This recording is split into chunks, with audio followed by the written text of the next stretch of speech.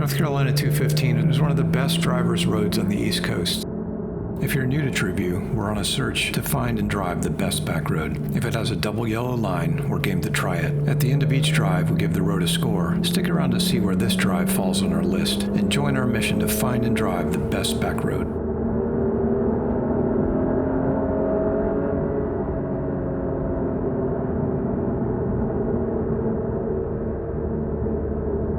Alright, I'll ramp it back up a little bit here.